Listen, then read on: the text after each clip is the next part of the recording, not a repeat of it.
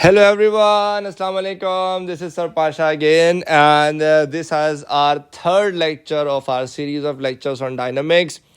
और अब हम पढ़ेंगे second law of motion finally.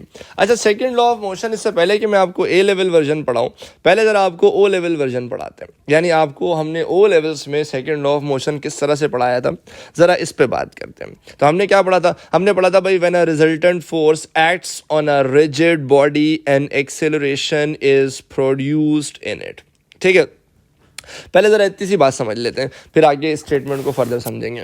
देखें, जब भी किसी ऑब्जेक्ट पर कोई रिजल्टेंट फोर्स, कोई नेट फोर्स एक्ट करे, पर्टिकुलरली वो जो कि रिजिड बॉडी हो, यानी एक ऐसा ऑब्जेक्ट हो जिस पर फोर्स लगाएं तो वो डिफॉर्म ना हो जाए, टूट टाट ना जाए, अपने शेप को चेंज ना कर ले, रिजिड बॉडी हो, उसके ऊपर कोई रिजल्टेंट फोर्स लगेगी ना, तो वो ऑब्जेक्ट एक्सेलरेट कर जाएगा. देखिए, सेकेंड लॉ ऑफ मोशन को सेकेंड लॉ इसीलिए कहा जाता है कि ये फर्स्ट लॉ के बाद जो अगला सवाल है उसका जवाब देगा. जैसे फर्स्ट लॉ हमसे क्या कहता था? फर्स्ट लॉ हमसे कहता था अगर ऑब्जेक्ट रेस्ट पर है तो वो रेस्ट पर रहेगा, मोशन में तो मोशन में, यूनिफॉर्म मोशन कंटिन्यू करेगा उस वक्त तक कि जब तक कि उस पर कोई फोर्स ना लग जाए. अब सवाल ये है कि लग गई रिजल्टेंट फोर्स, फिर क्या होगा भाई? अगर रिजल्टेंट फोर्स लग गई तो ऑब्जेक्ट एक्सेलरेट कर जाएगा. तो an acceleration is produced in it in the direction of the resultant force. तो ये एक बड़ा खूबसूरत जुमला है कि एक्सेलरेशन जो प्रोड्यूस होगी ना, वो हमेशा रिजल्टेंट फोर्स की डायरेक्शन में प्रोड्यूस होगी. जिधर रिजल्टेंट फोर्स होगा एक्सेलरेशन उधर ही होगी. ये बड़ा कीमती लफ्ज़ है, ये जब हम अप्लाई करेंगे तब हमें इसकी सिग्निफिकेंस का अंदाज़ा होगा. और फिर हमने फर्दर क्या पढ़ा था बचपन में? हमने पढ़ा था कि वो ही एक्सेलरेशन वो डायरेक्टली प्रोपोर्शनल है to the magnitude of resultant force and inversely proportional to the mass of the body.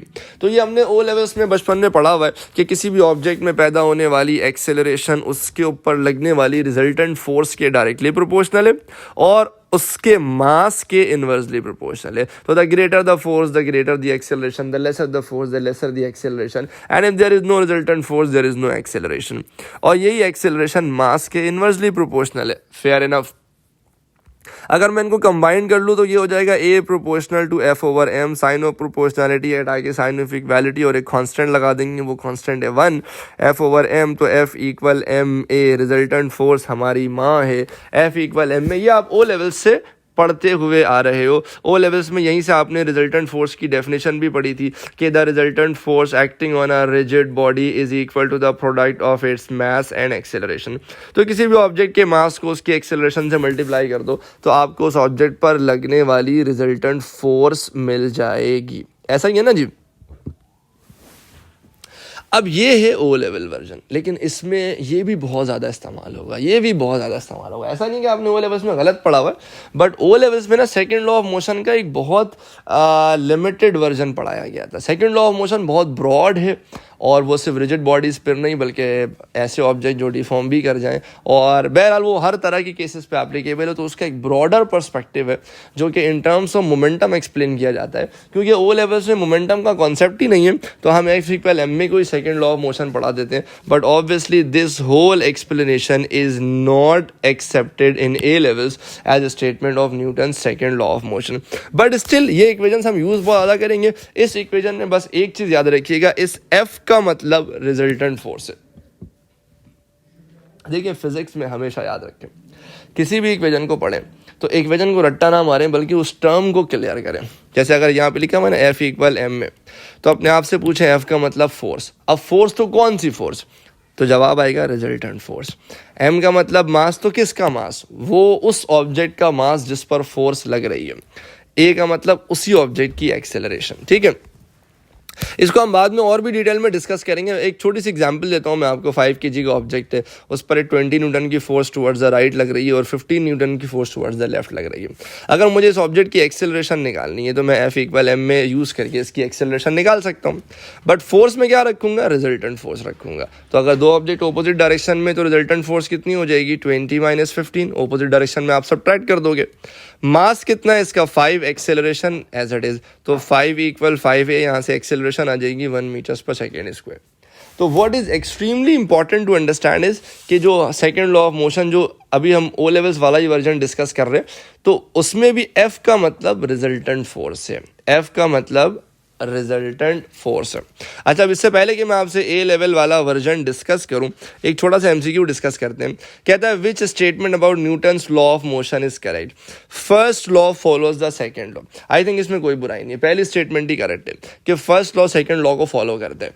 क्यों? क्योंकि देखिए आपका जो सेकंड लॉ है, अगर आप ये वाला ही फॉर्मूला यूज़ कर लो, F इक्वल एम में ही अभी अप्लाई कर लो, तो जब एक्सेलरेशन आपकी ज़ीरो हो जाएगी, जब आपकी एक्सेलरेशन ज़ीरो हो जाएगी तो आपकी रिजल्टेंट फोर्स भी क्या हो जाएगी? ज़ीरो हो जाएगी। इसका मतलब डेट्स फेयर इनफ कि अगर रिजल्टेंट फोर्स ज़ीरो है तो एक्सेलरेशन भी ज़ीरो है। और यही फर्स्ट लॉ कहता है ना कि अगर कोई फोर्स नहीं है तो कोई चेंज ऑफ स्टेट नहीं है। रेस्ट में तो रेस्ट पे ही रहेगा, मोशन में तो यूनिफॉर्म वेलोसिटी कंटिन्यू करेगा, यानी वेलोसिटी का चेंज आ ही नहीं सकता उस वक्त तक जब तक कि रिजल्टेंट फोर्स ना लग जाए। तो this is something that also the second law also explains कि अगर आप F इक्वल एम में रिजल्टेंट फोर्स जीरो कर दें तो एक्सेलरेशन जीरो हो जाती है।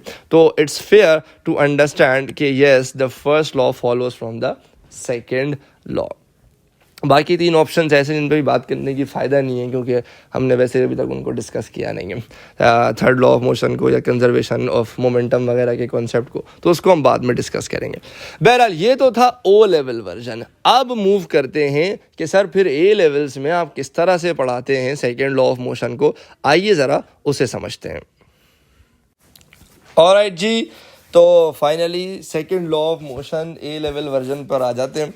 तो पहले इसकी स्टेटमेंट पढ़ते हैं और फिर ज़रा इसको समझने की कोशिश करते हैं।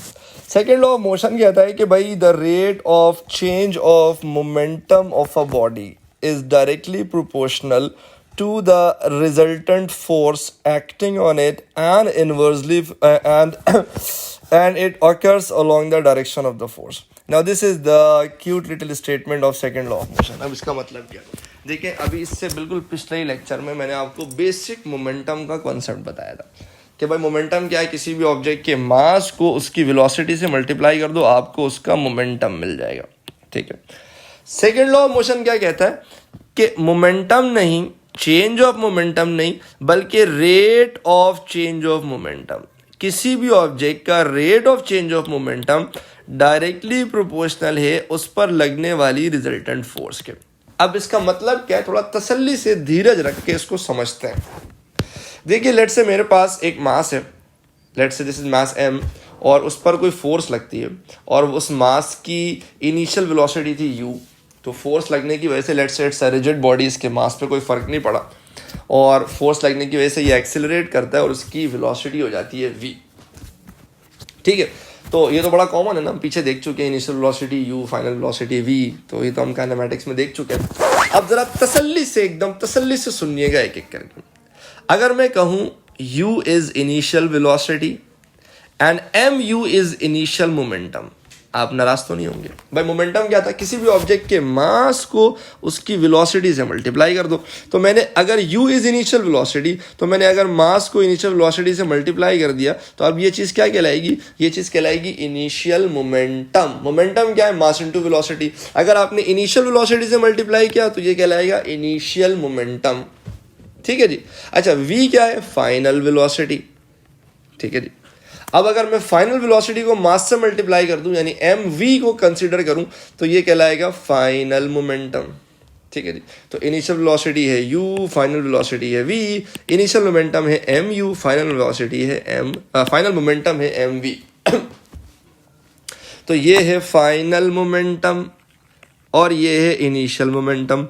अगर मैं फाइनल मोमेंटम में से इनिशियल मोमेंटम माइनस कर दूं तो ये कहलाएगा चेंज इन मोमेंटम। ये क्या कहलाएगा, ये कहलाएगा चेंज इन मोमेंटम। ठीक है जी। अच्छा, फिजिक्स का उसूल है भाई, किसी भी चीज़ का अगर आपको रेट निकालना है तो उसको आप टाइम से डिवाइड कर दें। ठीक है ना, किसी भी चीज़ को जब आप पर यूनिट टाइम मेजर करते हैं, यानी आप उसको टाइम इंटरवल से डिवाइड करते हैं, तो आप उसका रेट निकाल रहे होते हैं। तो अगर मैं delta t is the time taken for the change in momentum and F is the resultant force that acts on the system तो अब जरा समझिएगा, the rate of change of momentum is directly proportional to the resultant force। तो इसकी मैं expression कैसे बनाऊंगा, आप जरा ये देखिएगा। resultant force directly proportional to the rate of change of momentum. एक चीज है मोमेंटम, एक चीज है चेंज ऑफ मोमेंटम, एक चीज है rate of change of momentum. तो चेंज ऑफ मोमेंटम क्या था, m v minus m u. अगर मैं इसको डेल्टा टी यानी टाइम से डिवाइड कर दूं तो ये कहलाएगा rate of change of momentum. जरा तसल्ली से देखिएगा, देखते रहिए। रिजल्टेंट फोर्स को अगर मैं एफ से रिप्रेजेंट करूं, आपको पता है ना हम मोमेंटम को पी से रिप्रेजेंट करते थे, पिछले लेक्चर में आपने देखा। तो delta P is change in momentum, delta usually change के लिए इस्तेमाल होता है। Delta P over delta T क्या कहलाएगा, rate of change of momentum. ठीक है, ये क्या क्या देखें, ये है फोर्स। टर्म्स को समझे, अगर आप पहली बार पढ़ रहे तो आपको बहुत तमीज से समझना पड़ेगा। एफ इज रिजल्टेंट फोर्स, सिर्फ पी का मतलब मोमेंटम होता है, डेल्टा पी का मतलब चेंज इन मोमेंटम।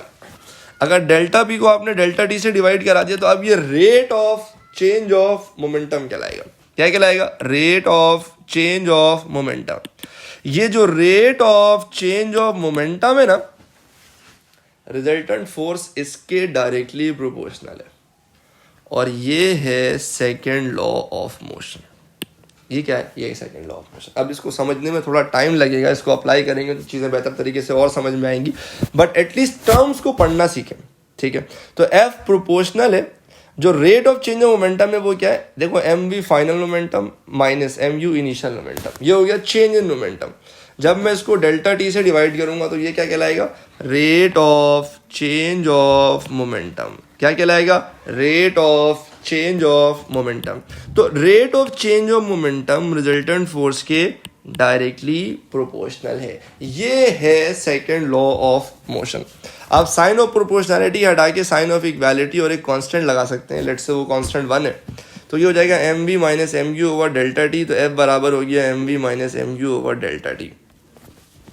तो हम कहते हैं ये है second law of motion. Second law of motion क्या है कि resultant force acting on an object is equals to और is directly proportional to the rate of change of momentum. This is directly proportional to the rate of change of momentum. अब आप में से बहुत से लोगों के दिमाग में ये चल रहा होगा कि सर ये तो वही बात हो गई घूम फिर कर, ये तो वही एफ इक्वल एम में बनने वाला है। जरा मैं आपको यहाँ पे दिखाता हूँ। देखिए एफ बराबर है rate of change of momentum. बिल्कुल इसको दिमाग में बैठा लो, मोमेंटम नहीं, चेंज इन मोमेंटम नहीं, rate of change of momentum, इसके बराबर है रिजल्टेंट फोर्स। ठीक है, अभी हमने देखा ये है सेकेंड लॉ ऑफ मोशन। ठीक है, अब हम इसको अगर फर्दर सिंप्लीफाई करें जैसे हमने पीछे किया था, change in momentum is m v minus m u over delta t. ठीक है, मास कॉमन आ जाएगा v minus u over delta t. Sir v minus u over delta t तो rate of change of velocity है which is acceleration. Sir ये तो f equal m में बन गया। तो सर बात तो वही है, नहीं बात वही नहीं है, ये सेकेंड लॉ ऑफ मोशन नहीं है, बल्कि ये सेकेंड लॉ ऑफ मोशन का एक कंक्लूजन है। सेकेंड लॉ ऑफ मोशन ये बहुत ब्रॉड है, ये बहुत ब्रॉड है, ये ब्रॉड नहीं है, बहुत लिमिटेड है। जब हम आगे क्वेश्चंस करेंगे तो आपको रियलाइज होगा कि it pretty much makes sense कि not always f equal m is resultant force, but this will always work. Rate of change of momentum is resultant force. तो पिछले लेक्चर में मैंने आपसे थोड़ा सा मोमेंटम का आइडिया दिया था, अब मैं आपको rate of change of momentum का आइडिया दे रहा हूँ। बिल्कुल स्लो चलेंगे। पहले तो ये समझ लो कि भाई एग्जाम में जब भी आए कि state what is meant by second law of motion या write the statement of second law of motion, तो आप लिखोगे resultant force is directly proportional to the rate of change of momentum. Similarly कोई आपसे पूछे डिफाइन फोर्स, तो O levels में तो आप लिख देते थे product of mass and acceleration is called force. यहाँ पे ऐसा नहीं चलने वाला, यहाँ पे आप प्रॉपर लिखोगे force is defined as the rate of change of momentum.